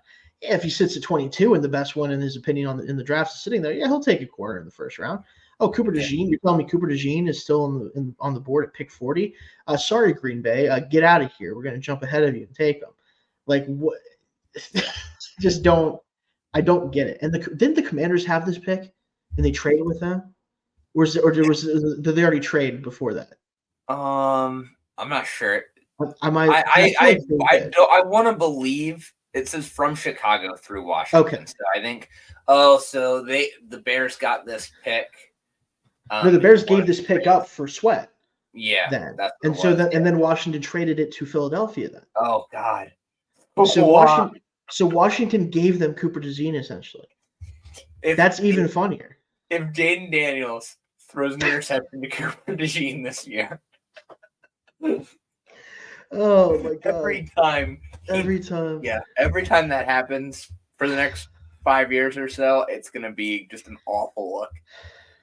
And then they take Jalen Hunt, who I got to late, and I did get to watch some of him. He's just a freak of nature athlete. And so, of course, the Eagles take him. He's going to be great. We already know. Like, he's like, oh, yeah, you mean a long, powerful, like, quick as shit edge rusher from a small school. Oh, where'd he go? The Eagles? Yeah, he's going to be good. Awesome. Good for them. Will Shipley is kind of like, I don't know. I'm kind of in and out on him. Like, I don't let the play strength, but he's fast. He's got explosiveness. He's the guy that's going to score 2 touchdowns every year against the Giants. Like, what's his name? Boston Scott always used to. Like, that's who he's going to be. Anaya Smith is a great pick in this draft for me because I think he has legitimate receiver, like slot receiver upside. And he's going to probably be really good in the return game for the new kick return rules. Love that. Trotter Jr., I don't think is actually good. But, like, it's fun. It's cool that they drafted him. Kind of love that just for that reason, even if I don't know if he's going to be any good. Trevor Keegan is, I think, a good backup lineman. The Michigan guys always end up being pretty good linemen in the league, so I think he'll probably be fine if he has to play. Johnny Wilson in round 6. What? Why are we doing this? First of all, he should have been drafted like 2 rounds earlier, in my opinion, at least. Like, I understand he's weird. The skill set's weird. People probably don't know what to do with them. You draft a guy with this physical skill set and just figure it out, right? Like, this is what, like, he's gonna be good for them. I get, like, if he plays for them, if he gets on the field, he's somehow gonna be awesome. I just feel that way. And then Dylan McMahon's backup center, whatever, it's fine. The Eagles just get away with shit all the time where I'm like, who is picking up the phone when Howie Roseman's calling? Put the phone down. Stop doing this with him. Yeah. Like, can the GMs all get together and be like, listen, if Howie calls us on the first 2 days of draft, tell them to fuck off and move on to the next thing. Like, can we stop doing this with them? Like, just like, obviously we have to see if these players work out. But it's objectively hilarious that he got DeJean and Mitchell without having to do much of anything. Like, what are we doing here? It's ridiculous. Like, I mean, they were my third as well. Okay, yeah. Like, heading into this offseason, right, their 2 biggest needs were probably running back and secondary. And at running back, they have Saquon, and I think Will Shipley's a great, change of pace complementary to him. Sure. Yeah. And I think when Saquon goes down, I think Shipley is someone that can easily come in and at least, behind this O-line, you'd have some holes to run through. Yeah, exactly. I don't you can. Other than the guys that they've been trying to plug in, you can plug most guys in behind that offensive line and be all right. Other than Swift has negative. I'm surprised Swift doesn't have negative ball carrier vision on Madden, and he's still he's still super productive. Exactly, because it's just you don't have to pick a hole when there's 7. Like, who cares, right? Like, so with Shipley, like, he's got the speed and the juice. Like, if you give him a lane, he's probably going to be productive on a per carry basis. And you might have more negative runs than you'd like with him because, like, sometimes he's just not going to be able to break through tackles and stuff. But, like, when there's an open lane, he'll run through it real quickly. Like, he has the burst to do it. So, if he ends up having to play, who knows? Like, he could end up being super productive for that. But, just again, the 2 corner, they got 2 of the top 5 defensive backs in the draft, arguably. and they got him at what 22 and 40. Like, that's insane. That is patently insane, not fair, and yeah, it's ridiculous. I think, yeah, and I mean, Hunt, like you said, the nice thing is because they have this embarrassment of riches in their front seven too, they can take their time with him and kind of ease him in, and he'll be really good. He'll be really good because it's that. That's what they do. That's the thing. Like, when you're a well-run organization, you get to bring in the freak athletes and have them have success. Like, and I don't even hate the Jeremiah Trotter Jr. pick too much in the fifth round. It's late enough that I don't care. Like, if he's not good, it doesn't matter. Like, he'll be a decent. I think he's the guy. He's your backup linebacker. He'll wear the dot in a pinch, and he'll fill gaps on run. He'll make tackles. But he'll be a liability in coverage. Kind of reminds me of Denzel Perriman a little bit. Yeah, I get that. Yeah. Just a guy that's going to make decent plays for you, but yeah, you don't want him out there too often because he will get torched in coverage. Mm-hmm. But yeah, I mean, I don't think it's a terrible pick in the fifth round. Yeah, it's a fun story. Obviously, his dad's team drafts him. Like, that's awesome. Exactly. I don't care at that point because once you draft the first two guys you took, I really honestly don't really care that much after that. Exactly. They're back to being a contender right away. Yeah, like if the offense can kind of settle things down, and I think they will with Moore coming in, an offensive coordinator, like, there's going to be a game this year where Cooper DeJean is going to intercept a pass playing the slot corner, and he's going to return a kickoff for a touchdown. Like, that's going to happen probably, right? Like, and then we're all going to be like, man, it really kind of sucks that we let the Eagles draft this guy, doesn't it? Like, what is going on? But no, I had to shout them out as my number 3 team. My number 2 team here. I'll see. I'm curious if you agree with this because I was really concerned that they weren't going to do what I wanted them to do. In either direction they do, because there's 2 paths from like I'm going to be okay with it. The Chargers were number 2 for me, and it as much as like I understand, guys most fans I should say would probably prefer them to have gone receiver at pick 5 because they view it as like Herbert. There's not a lot on offense there at the receiver position. They want him to succeed, obviously. But I think the way they did it worked out better because if you look at where they could have gone tackle-wise, where they went with McConkey, I think the combination of all, because of how I do view him as the best tackle pretty comfortably in the class, so that helps for me. But getting Alt, even though you're moving to right tackle, I think he's going to be comfortable doing that. It's fine. We saw the same thing with Sewell. Freak athletes can just do stuff like that, right? Like, that's just they can just do that. Getting McConkey then in the second round, which is just is perfect because you need somebody who can actually like confidently get open and catch the football. The rest of the guys in the receiver room, you can't really say that about. With him, you can say that, in my opinion. Like, if he's healthy, he'll be able to soak up a ton of targets. You get Junior Colston in the third round, which I think was great value. He was my number 1, like, especially like day 1 linebacker. If you need somebody to come in and just be somebody who can play that spot right away. Boygby, it's an Alabama defensive tackle. It's going to be either decent or terrible. It's really hard to say. Troop still I didn't watch a ton. Cam Hart, I think, was good value in Notre Dame. Like, I don't always love the bigger like corners like that unless they're like really good athletes too, but it's fine. Vidal, I think, might start for this team by like week 9 when all the other running backs die from injury, because that's what happens for the running backs they brought in. So that could be fun if he ends up getting on the field. And then as much as Brendan Rice got a lot of crap for like not being that good, like 7th round is still kind of crazy. Like, I think he has the skill set to be like a 3rd, 4th round pick.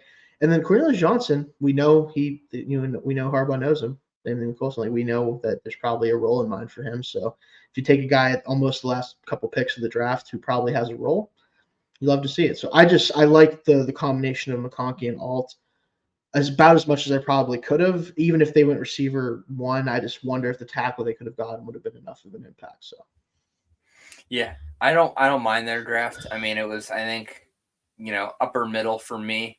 Like you said, I think Alt and McConkey, I think, are very good hardball players. Mm-hmm. Although, I'm just not convinced that Justin Herbert is a hardball quarterback, and I don't know how well those players complement him. I think given what they lost, I think I don't think McConkey is the big downfield target. I don't know how great he's going to be at, winning those 50-50 balls, which I think if Herbert's the focal point of your offense, you should get a guy that does that, So, I don't know. It's not a bad draft. I like the Cam Hart pick in the 5th round. I was a lot higher on him than that. I think he's going to be a starter by the middle of the season. Yeah.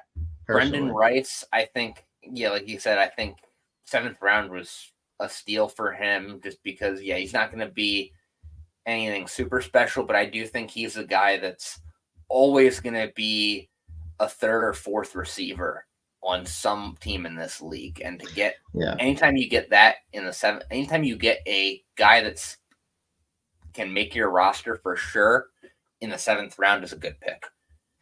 Yeah, I think like you were talking about the downfield threats, like Rice isn't a vertical threat, but I think he's a ball winner on the outside. Like I think you could ask him to go be that like jump ball contested catch guy down the sideline. And I think the problem with Herbert, and this is actually one of my issues with him, where I really love Herbert. I was really low on him in the draft, and I think I just been trying to like make sure that I'm not biased about it. I do really like him a lot, but one of the things that frustrates me with him is I don't think, even though he should be a downfield quarterback, I think a lot of times he just doesn't want to do that. I think he does kind of defer to the shorter targets a little bit too often, and maybe part of that is Keenan Allen is so good in like short area of the field for him, and like Mike Williams has been missing a lot of games now he's gone. Like maybe that's part of it, but I think McConkey is going to be able to replace the targets that you're giving Keenan Allen and probably just do more with them, especially after the catch at this point. Like, not trying to say anything about Keenan Allen, he's awesome, he's so productive for them, but like doesn't have a ton of juice. Obviously, it's not really his game, whereas I think McConkey has a lot more of that. And I'm hoping that the other receivers can kind of just do enough different things on top of him to make this passing game viable. And I think Alt is really important because as much as he should do a little bit more playmaking, that's another thing. Is like Herbert, he has the legs to do it. He doesn't like to really move outside the pocket a ton and make plays. Like he definitely wants to sit in the pocket and read the field and make throws. And I like that about him. But if you're going to do that, you have to protect him. And I think Alton Slater is the bookends. You'll get that done. Like that will not be a problem for the foreseeable future. So overall, like I get the skepticism a little bit with some of the other picks, especially because like you would love to have like the big downfield, like an Adunze would have been awesome. It would have been awesome with Herbert. But I do actually kind of wonder if like Herbert would maximize him because I just don't know if he wants to be the big. Like, I don't think he wants to be like the Josh Allen, like throw the ball down the field 50 yards like 7 times a game. Like, just don't know if that's what he wants to do. And we'll see if that changes. But who was one of your drafts? I think there's 2 still you haven't talked about, right? So, well, I never did my honorable mention was the Raiders, but I already talked about them a lot. Yeah, I mean, I like their draft too overall. I really do. It's tough being the team that's hitching your wagon to Gardner Minshew, but it might work out okay. But but no, because we already hit my 1 and my 3. Okay, my what's 2 your last though one? was actually another AFC West team, the Denver Broncos. Ooh, okay. I begrudgingly like their draft. Especially like they got a few. I think Knicks. I didn't like the idea of taking Knicks that high, but I think they made the right decision just pulling the trigger for a couple reasons. One, at that point, he was the last guy. It was either get a quarterback or not get one at all. And I think he is still better. I like him more than a lot of the guys other than May, and he was my QB3, honestly. Now, I was low on this class in general. I thought him and Jaden Daniels were both more like late first round picks. But I think they made the pragmatic decision, and I think Knicks is a really good fit in a Sean Payton offense that is predicated on timing a lot. And also kind of like addition by subtraction, you take away that up because they finished with the same record. They finished right there with the Raiders in the thick of things for second in the AFC West last year. You get Bo Nix and you keep a division rival from getting him. Because had they not taken him, I imagine that's what the Raiders would have done. Yeah. So I think taking him there, I think it was the right pick. And looking at the rest of their draft, I love the Jonah Ellis pick in the second round. I Me think too. he has the potential. Well, he was the third round pick, right? Or third round. Sorry, he was their Which second. They didn't have pick. their number 2. Yeah, he was their second pick. Yeah. Yeah, their second pick. So yeah, and that's the thing. Like, they didn't have a second round pick, but Jonah Ellis, I mean, I think he's definitely a second round quality player. He was a fringe first rounder for me. Yeah, on my board. So I mean, that's a good pick in the third round. I mean, I know I'm clearly much higher than everyone else on Troy Franklin as my fourth receiver, but for what it's worth, I think PFF had him as their 30th overall player. So like, getting him in the fourth round, I think, is a steal talent-wise. I mean, even for me, though, I know me and you've like kind of joked about like how much different I am on him. He was still like in the 70s on my board, so this is still a value even for me who doesn't like him as much. This is still a value. I thought he was going to go in like the late second round at the latest. So for him to fall to 1 or 2 is honestly totally fine, especially when you're reuniting him with Bo Nix. Like, I understand that 100%. So, and I think he can really be that that kind of that inside out possession receiver that doesn't have blazing speed, but has enough, but finds ways to separate really well and can get you, isn't going to do a ton after the catch, but still makes a lot of plays, kind of similar to like what Michael Thomas was doing for Sean Payton in New Orleans to an extent, just the weight, just the ability to consistently get open. Yeah, the role. Yeah. Yeah. And I think in that offense, the fact that he already has chemistry with Nix, and I think, again, a timing offense is going to work really well for him. I think Sean Payton got his guys in this draft. I thought they were more of a rebuild team, but I think that offense is going to look much better immediately.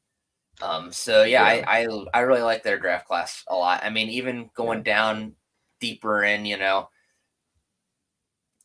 I mean, again, Abrams Drain, I don't think is a terrible pick at corner, in the fifth round.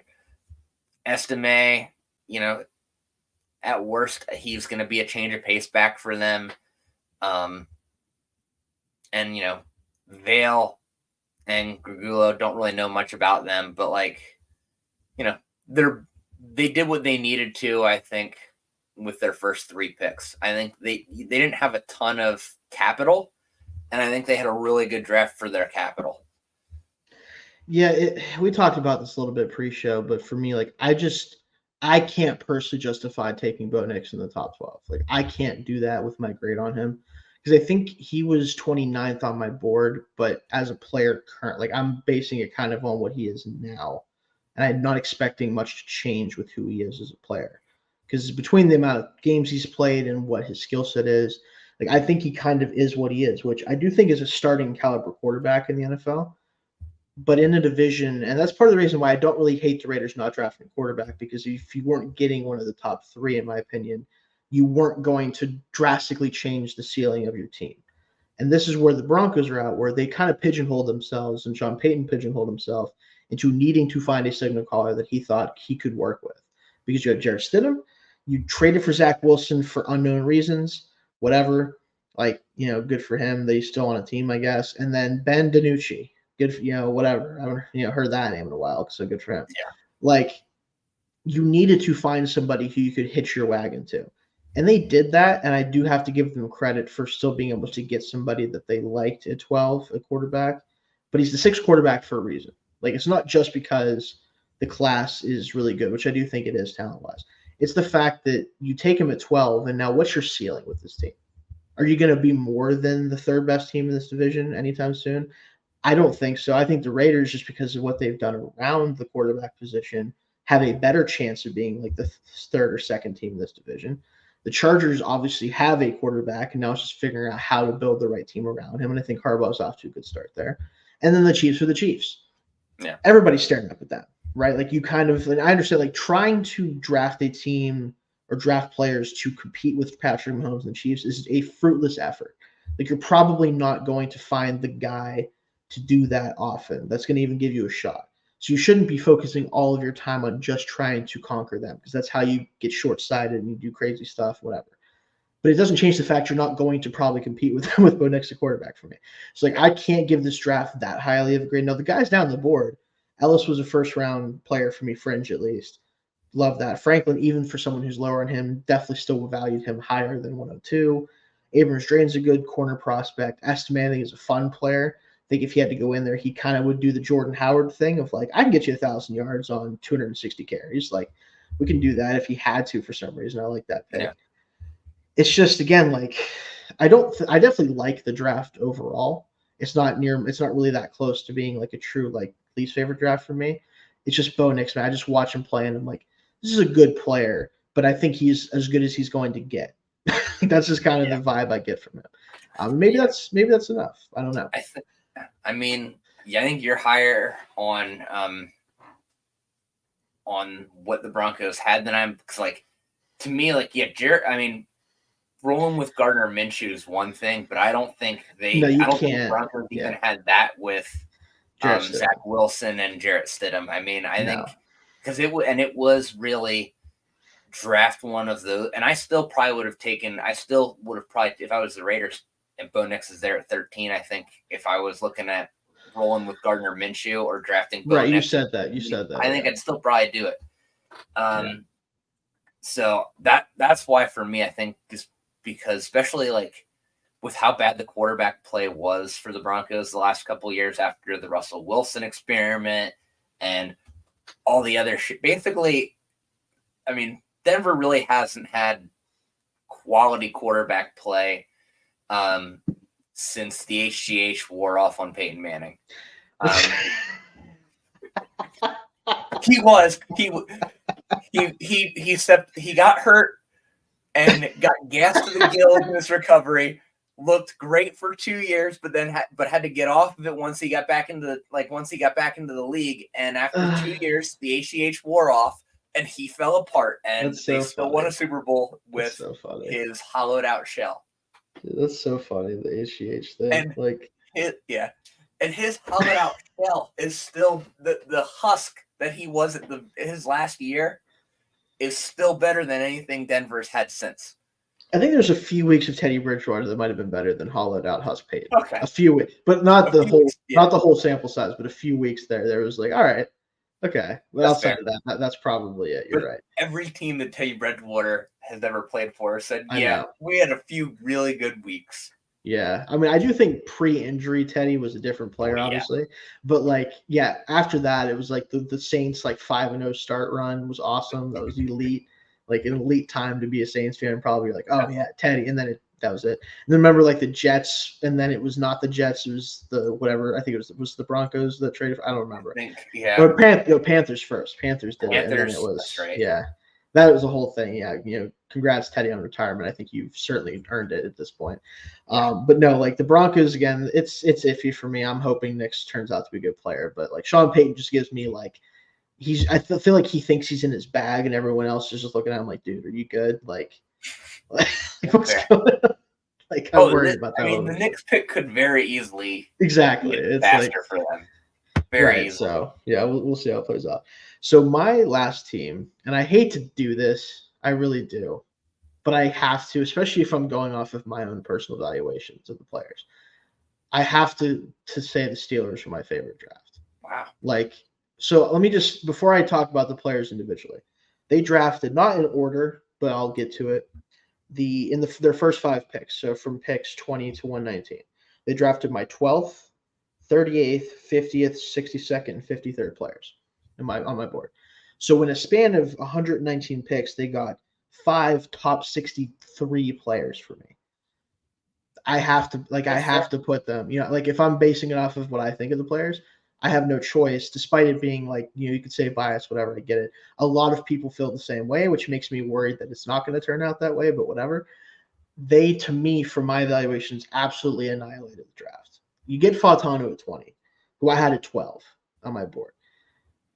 He's going to be a plug-and-play left or right tackle, however they want to set the tackles, but I really don't give a shit at this point, because it's like, Just keep them wherever you want to keep them, and just like once you make that decision this year, though, that's the decision. Like they play there forever, right? Just do that. That's all I'm asking for the Steelers. If they do that, I'm happy.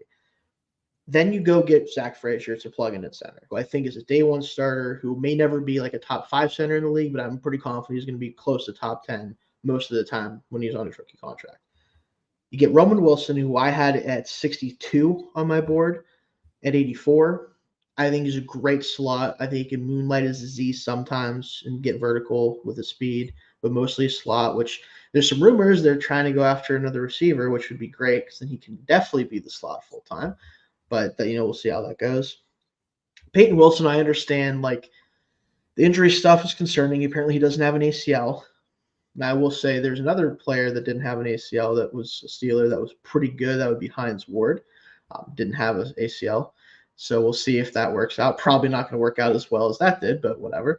But I think he could come in as a linebacker right away if he's healthy. I think he's going to make a big impact. He's just a playmaking type, a guy that can run and chase. Like, they brought in Queen, so maybe a little bit of redundancy there, but I think they can kind of play different roles in the defense. And then Mason McCormick, who I was very high on. It was 53rd on my board. This dude's just a freak of nature as an athlete. He played a smaller school, so obviously there's some concerns there that you worry about. But I think he's legit, like, 3-position flexibility, either guard spot or center. Now, Frazier's obviously going to be the center, you hope so.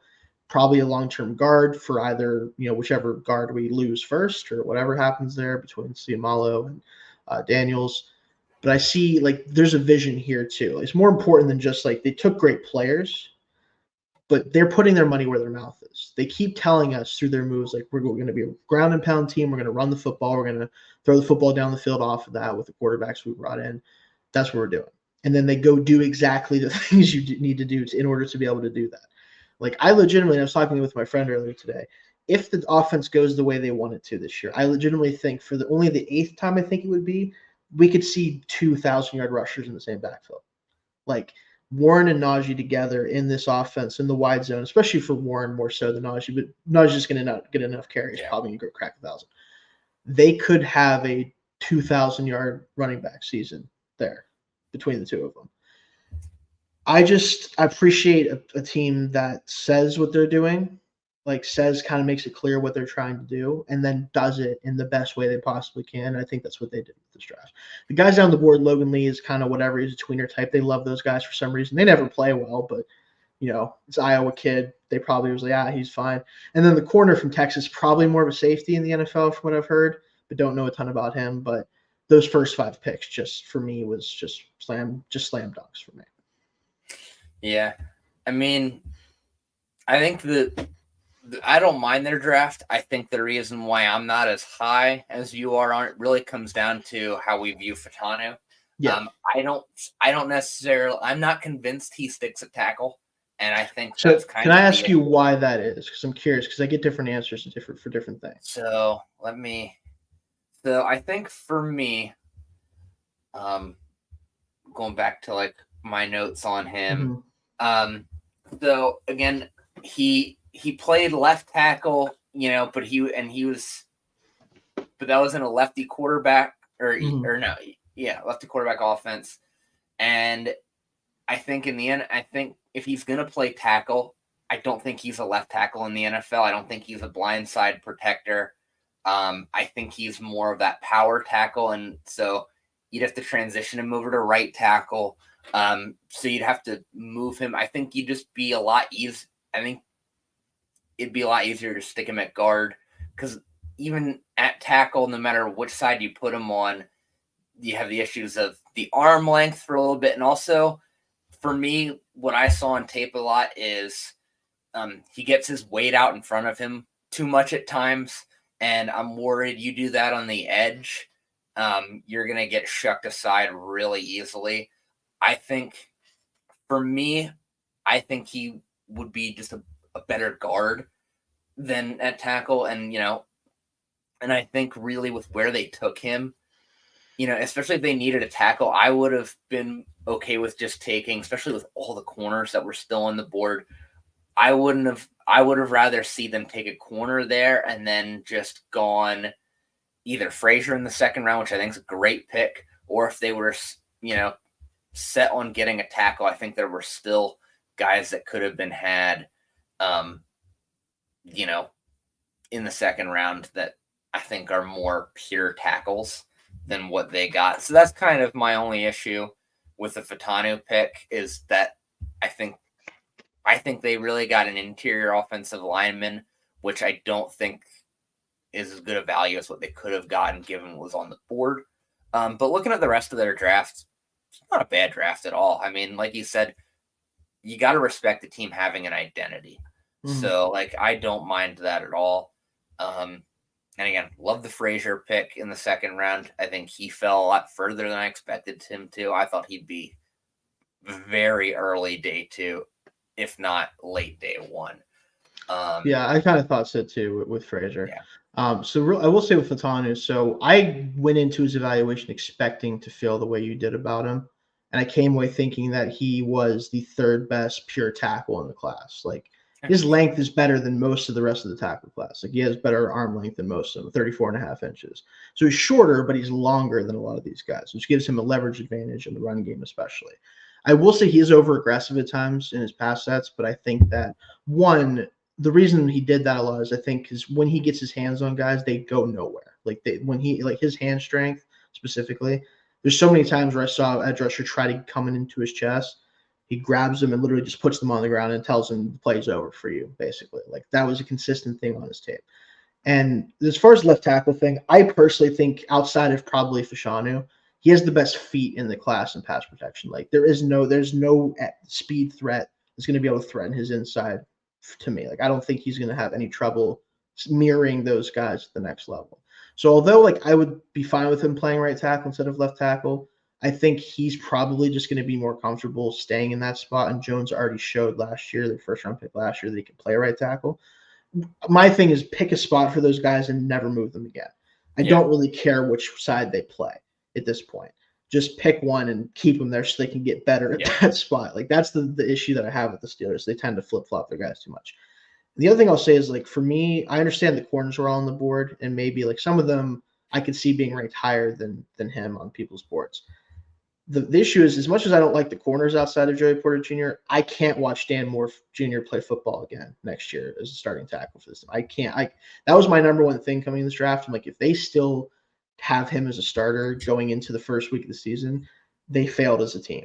Like, they straight up failed as a football team to address their needs. So I'm glad that does not seem to be the case anymore. At least I hope not. I hope they let Fatanu play immediately. But I think, like you said, it just comes down to my evaluation of Fatanu as a pure tackle. I don't think he'd be that great of a guard because I think the power is good, but I actually think he'd be more of a disadvantage inside because I think his power is just good, not great. Whereas on the outside, he can use his athleticism to much more advantage as a pass protector than he could inside. So that's just kind of, I think, a difference in our evaluations. But yeah. Again, as a Steelers fan, I'm real happy.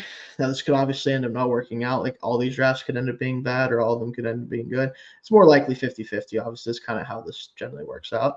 But I'm really curious because I think, for the most part, I came away with less teams that I was truly worried about than I feel like I normally do, which makes me wonder if that's actually how it's going to play out or if it just means that the teams that I thought drafted okay are actually terrible and the teams that I thought were, like, really great are just not as good as I think they're going to be. It's kind of – I'm worried a little bit about that. It's interesting. Yeah, I mean, I think part of it is there were so many early runs on a couple positions that it was really easy for teams to get value elsewhere. Right. Like quarterback, tackle. Yeah. The corners didn't have a run at all, which is surprising to me. Yeah. Like, and there were good ones. Yeah, like, that's the thing. It's like, like, I mean, Cam Hart going in the 5th round, crazy to me. Yeah, I know you liked him a lot there too. So, like, that, the size corners are weird because, like, I was that way with TJ Tampa too, where I'm like, people are like, oh, I got him in the 4th round. It's a huge steal. I'm like, that's kind of where I would take him because I don't love the long speed and I don't know if he can play, like, actual man coverage outside of, like, some off man stuff. But I get, like, the fascination with the taller corners if they can move even sort of well. I get it. Like, that's just kind of the way the league's been going for the past, like, half decade, so I get it. Hart, I did actually like a decent bit, so I don't mind him going, like, especially that late. It's like, who cares? But I mean, even guys like Rakestraw falling to 29 is kind of crazy. There were a lot of guys that, I mean, Or I mean, falling to 29 in the second round. That's what I mean. I will say where did I have Rakestraw? Because I forget. I think I had him. He was 70 for me, so I wasn't as big of a fan of him. I worry that his play style just isn't going to play to the same level at the NFL level. Which again, if it does, he's going to be awesome to watch. And I think with the Lions, he's got a better shot because they play a style that's just like so what he does. That like, they're going to give him every opportunity to prove he can do it at the next level. So I'm excited to see how that looks. But there's a lot of guys. Yeah, I mean, down the board, there's a ton of guys that I expected to go much sooner. That I'm happy. Like, I also wonder, like, I know they have to pay him a lot of money the next 2 years, no matter what. But like, is there a level of bad Derek Carr could be, where Spencer Rattler sees the field as a 5th-round pick? Like, is there a level of bad he could be? You think where it's like, yeah, we can't do this. Yeah, especially because I don't know if they. I mean, if Ramczyk can't play, he's gonna die. Yeah. They didn't get him a blindside protector. No. And they didn't get another receiver. It's Chris Olave and A.T. Perry against the world, it feels like. Rashid Shaheed, but he's a deep threat. That's kind of what they had last year, and it's exactly what they had. Now I think the scheme was not good.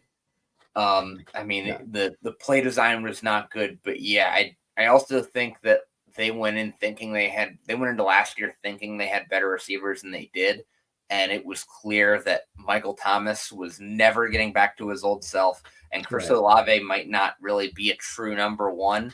It's hard to tell. Maybe a 1A is his ceiling. Him, it's so weird because like I love watching him play, but then there's just like some players where I'm like, I need you to make that. You know what I mean? Like, I think he's the true definition of like, okay, like he's a 1 in terms of like he could be your number 1 receiver, but it'd be much more fun if he was your number 2. It's kind of the same thing. I think Devontae Smith is a better player than him, but I think it's the same type of thing where like Devontae Smith as a true number 1 would be super fun because I'd love to see him get like 150 targets to see what that looks like. But him and A.J. Brown together is way more interesting and way more productive. Like it's kind of that type of thing. So. Exactly. Yeah, which they're not going to get that kind of guy in this, at least not where they were picking. So like, it's tough. They definitely like even in the second round could have done something. Like, something for sure. Like, but I mean, and now Kool-Aid, I think Kool-Aid's decent value with where they got him. Yeah. But yeah, I mean, also like, I don't know, sitting where they were, I get you really like Fuaga. But then, like, I don't know. I think they didn't manage assets very well. So I thought they were going to take Fatanu once he was there because of the versatility there. I think he could play left or right. And I think he is a left tackle first. And, like, as much as Ramczyk's knee might be just like it might be over for him, you can't have Trevor Penning play football for you next. Like, you cannot have him start for you. Unless he is a changed player, which, guys develop, and that's great. This dude has not looked playable for his entire career up to this point. Like, Derek Carr won't survive behind him as your left tackle. They have to have another player. Like, if Fuaga plays left tackle as a rookie, that's just a disservice to him, in my opinion. Yeah, like, if you want to develop him and eventually move him over there, if he gets the pass protection order, that's fine. But playing him there as a rookie just feels like kind of not nearly as bad as Penning, but like just throw him to the wolves and see if he can hang. Like, that's kind of what it would be. And I don't know about that. And like, just, I don't know, to come out of that draft with Fuaga, Kool-Aid, and then, again, not bad players, but then those are pretty much the only 2 guys that you got that are going to contribute this year. That you hope that you expect to contribute. Yeah. Yeah. Like, that you can read. Yeah, that you can read. Like, it just, they struggled they couldn't even win the worst division in the league last year. That division got better, and they don't look that much closer. No, I would argue they're farther away than they were at the start of last year. Yeah. Like, the start of last year, like, I was trying to kind of push back on this a little bit, I think, if I remember correctly. But, like, we kind of all just assumed, like, yeah, they'll probably win 9 games. They'll probably win the division because, like, who else is going to win it? Yeah. And then Baker Mayfield was like, not today. Not this year, folks. Now, granted, is that going to hold up into this year? Maybe not, but Who the knows? Panthers, I think, got significantly better. Not that they're going to be not that they're going to compete for the division, but they're at least going to be more of a tough out. They should be. Yeah. The Falcons, despite all their issues, are still probably the favorites, just because, again, like a healthy Kirk Cousins blows the rest of this division's quarterbacks out of the water currently, even with Tampa playing well with Baker. Like, I don't think Carr's that far off from Cousins if they have everything going right, but I right, think and they don't. Cousins has a lot more around him than Carr does. Yeah, Carr is one of those guys for me that, like, ever since the 2016 season, like post 2016, he is firmly like, okay, if everything is fucking awesome, we can do this. We can make this work. If even like two things are bad, it might not work out. Ironically, if you stuck Derek Carr on this Raiders team right now, he'd be pretty good. He'd probably be fine. Yeah, right. Yeah, whatever. Just, you know. Go figure. Go figure. Right. Time is a flat circle. No, it's it's funny. We'll see what happens with this, but we will have more content rolling out for around the drafts here in the near future. I have to decide kind of how we want to play things. We'll definitely do some more like post-draft 2024 stuff, but might get into like looking ahead a little bit to next year. Might start looking at some players we're excited about. And one of the things I definitely want to do, hopefully, is kind of do this pod in a more of a focused way during the season as we get closer, like to kind of keep an eye on the rookies and like talk about how they're doing, what we expect from them, stuff like that. So definitely look out for that. But that'll do it for us tonight. Dalton, thank you so much for coming on. Hopefully we'll have more people on as we go through the rest of the draft recap stuff, and we'll see you guys next time.